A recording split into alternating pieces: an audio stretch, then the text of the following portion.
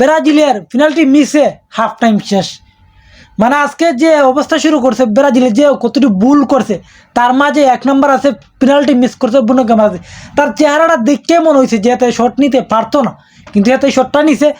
এই যেহেতু ভিনিসিয়াস জুনিয়রের শটটা নিত, গোল ড্রাইভার সম্ভাবনা আছিল 80%, কিন্তু বুনো গেমারাসে খেললা দিনে শটটা নিল বুঝলাম না, কিন্তু হেতে এই বা গোলকির আত মারি লিছে শটটা, এটা গোল হয়েছে।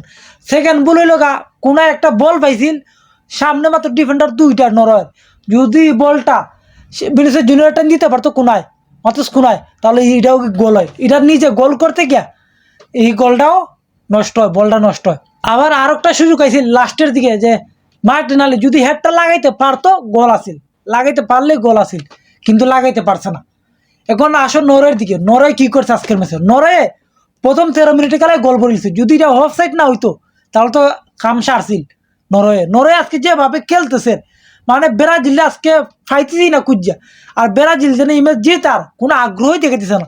তুমি দেখো সেকেন্ডে বুল ফাস, এবার তোমার ঠিকঠাক মতন বল কাভারিং করতেছে না, মানে কাউন্টার অ্যাটাক দিয়ে বল আনতেছে না নরওয়ে পাওয়ার থেকে। নরওয়ে খাওয়া না চাইতেছে জ্বরে ব্রাজিলে, না তাদের কোনো মাথা ব্যথাই নাই বল তাদের পাও থেকে নিব করি। কিন্তু লাস্টের দিকে একটা এলিসন বেকারে অসাধারণ একটা সেভ দিছে, এই সেভে গোল একটা বাচ্চে, আর না গেলে এটা গোল হয়ে গেল না, যে লেভেলে শটটা দিছিল।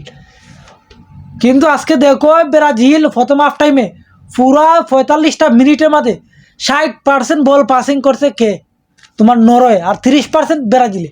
মানে এই ব্রাজিল সেকেন্ড হাফে কামব্যাক করতে পারবে না পারবে না, সেটা অনেক দেখার বিষয়। কি সেকেন্ড হাফে কামব্যাক করতে পারবে কি পারবে না, মানে সে যদি কামব্যাক করতে পারলে তাহলে তো ভালো, না পারলে গুড বাই টাটা এই ওয়ার্ল্ড কাপ থেকে। কারণ নরওয়ে যেভাবে খেলতেছে সেকেন্ড হাফে আরো তুকার খেলবো, কিন্তু নরওয়ের খেলা মানে হিসাবে বাইরে আজকে খেলতেছে কইতে গেলে।